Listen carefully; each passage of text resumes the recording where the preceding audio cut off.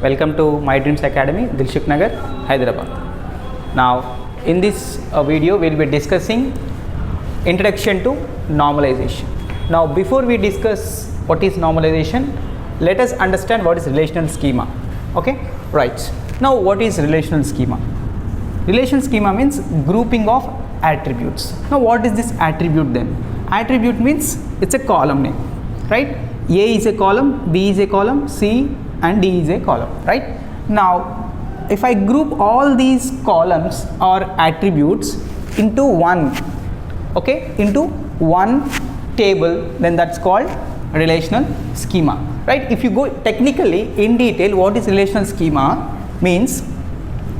It is a name of the relation and grouping of attributes and constraints on the attributes. Now, in the previous videos, you have studied what are the constraints on attributes, like what is primary key, what is foreign key, okay, what is unique key. So all these are the constraints we have set on these particular attributes, right? Now, finally, what is relational schema? Relational schema includes relation name, here R, grouping of attributes A, B, C, D, and constraints on the attributes. Now, all these comes under relational schema.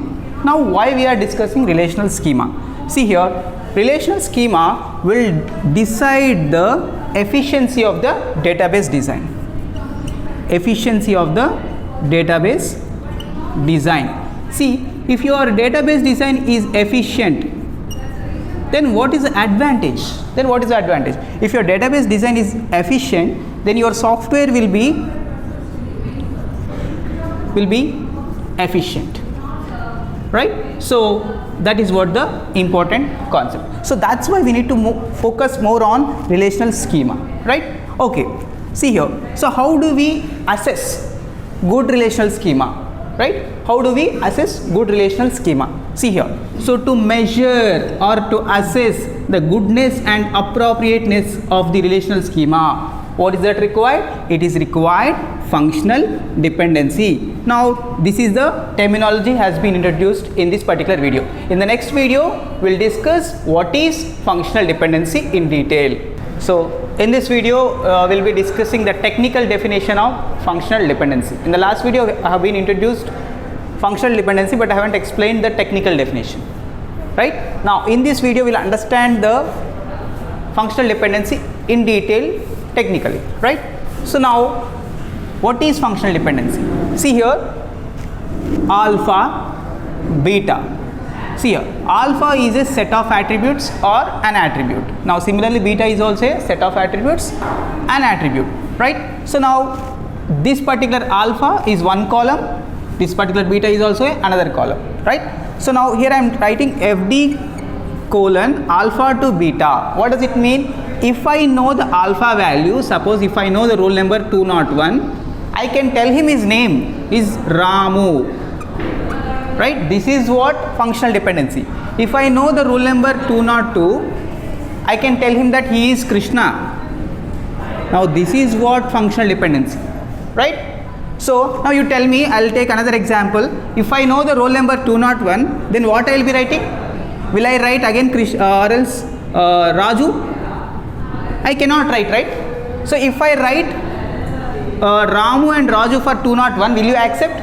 You'll question me, sir, why? For the same roll number, why two names, right? So that's why this functional dependency does not exist. So functional dependency means for unique values, you'll be having a unique things here, right? So there are some cases where you cannot find the unique values here, right? Suppose,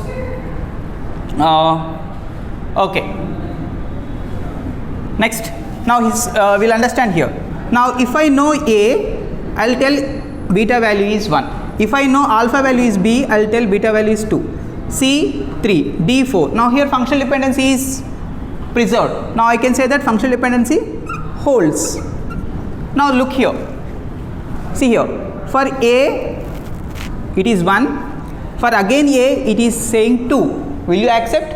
Suppose this is 201, this is 201, this is again 201 and this is Ramu and this is Raju. Will you accept? No, will not accept. That's why functional dependency does not holds. So FD does not, FD not holds.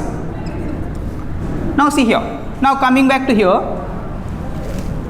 If I know alpha value A, I can determine 1. Right? If I know alpha value is B, I can determine beta value 1. Will you accept?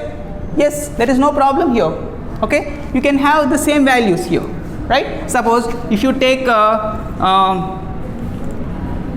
Raju, okay, Ramu, this is name, right? Raju, Ramu, okay, this is A and this is B. Now both are taking course in which institute? My Dreams Academy. My Dreams. Can I have? Yes, I can have. So I can say that for A 1, for B also 1, no problem. So functional dependency holds. Right? So this is what the example here. Next, see here. For A, B, C, D. Now all A, B, C, D are students of our My Dreams Academy. Okay? Right? A is one student, B is another student, C, and beta is our institute name. So for instead of 1, can I have My Dreams Academy? Yes, no problem. So that's why I can tell that alpha to beta holds. So this is what the functional dependency. Now in the next video, we'll understand the functional dependency with the definition. Right? Thank you.